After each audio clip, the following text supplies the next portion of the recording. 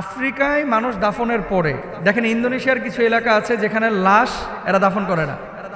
এরা কি করে? লাশটাকে সংরক্ষণ করে রাখে মেডিসিন দিয়ে, এবং এই লাশের জন্মদিনও পালন করে, মৃত্যু দিবসও পালন করে।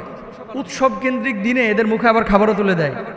বিয়ে শাদীর অনুষ্ঠানে এদেরকে নিয়ে নাচানাচিও করে। তো লাশ তো পারে না, ওই হাড্ডি গুড্ডি যেগুলো আছে তার যে আপনার মেডিসিন দিয়ে এই লাশটাকে যে রক্ষণাবেক্ষণ করেছে, এটাকেই মনে করেন দাঁড় করায়, কোট পরায়, টুপি পরায়, তারপরে এটাকে হাঁটানোর ভান করে। সম্পূর্ণরূপে ইসলামী শরিয়া এগুলো নিষিদ্ধ। ওনার এই আফ্রিকার বিশেষ করে প্রশ্নটি পাওয়ার পরে আমি একটু ঘাটাঘাটি করলাম যে আসলে কি হয়। পরে দেখলাম যে হ্যাঁ, বাংলাদেশে অনেক ব্লগাররাও এটা নিয়ে কাজ করেছে, ওখানে যারা আফ্রিকায় থাকে। এক ভাই দেখলাম যে তিনি প্রতিবেদন করেছেন যে ওখানে লাশ দাফনের পরে মানুষ নাচানাচি করতেছে, খ্রিস্টানরা, ওরা খ্রিস্টান ধর্মের অনুসারী। তো নাচানাচি কেন করতেছে? ওরা মূলত তিনটা উদ্দেশ্যে নাচানাচি করে।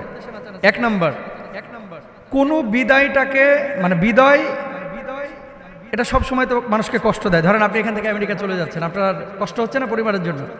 আপনি এখান থেকে সৌদি আরব যাচ্ছেন, পরিবারের জন্য কষ্ট হচ্ছে না? পরিবারও কষ্ট পাচ্ছে, আপনি কষ্ট পাচ্ছেন।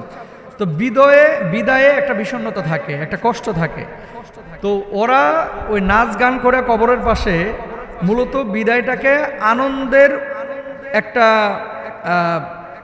সূচনা করে, বা আনন্দের একটা মাধ্যম তৈরি করে, বা আনন্দের একটা সিচুয়েশন তৈরি করে। কেন? যে প্রত্যেকটা বিদায় হয় বিষণ্ণের।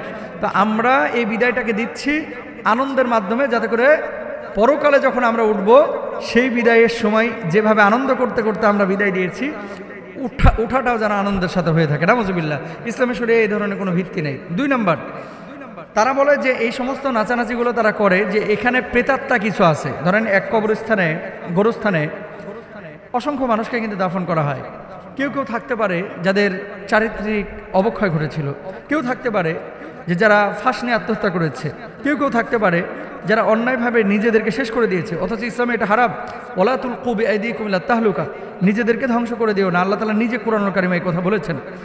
তো প্রেতাত্মা বা অশুভ আত্মা যদি এই কবরস্থানের আশপাশে থাকে, তাহলে সে যেন দুর্বৃত্ত হয়ে যায়। এই জন্য তারা এখানে নাচানাচি করে। নাউজুবিল্লাহ, জোরে বলেন একবার। তো 2 নাম্বার গেল এটা। 3 নাম্বার, ওরা বলতেছে যে আমরা যে আমাদের আত্মীয় স্বজনকে নিয়ে এখানে নাচানাচি করতেছি, এই নাচানাচি আনন্দের না।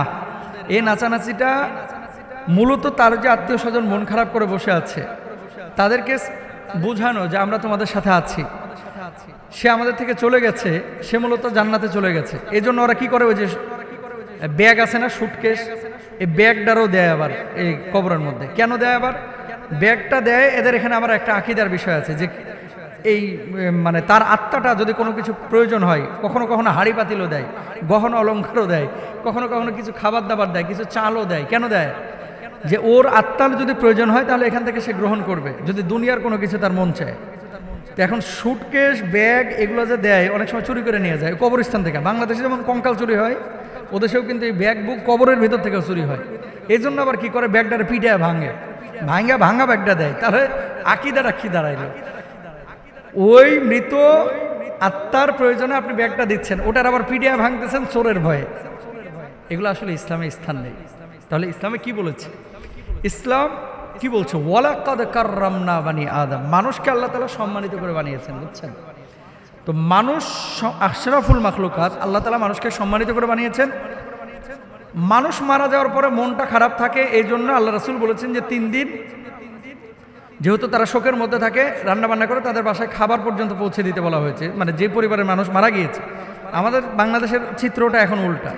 মানুষ মারা যাওয়ার পরে কিছু কিছু লোক দাঁতে ধার দিতে থাকে যে 3 দিনে 40 দিনে এই যে গরু ছাগল মহিষ জবাই করে তারপরে ইচ্ছা মতো একটা মেজবানি খাওয়ান দিয়ে আসবো, খাবার খেয়ে আসবো। এই সমস্ত জিনিসগুলো কিন্তু ইসলাম অনুমোদন করে না। প্রিয় ভাইরা আমার, যে কোনো সময় আপনি খাওয়াতে পারেন। তো এই যে মানুষ সম্মানিত, সে শোকার্ত হবে, সে কান্নাকাটি করবে, কিন্তু চিল্লা ফাল্লা করে না, চোখ দিয়ে পানি আসবে।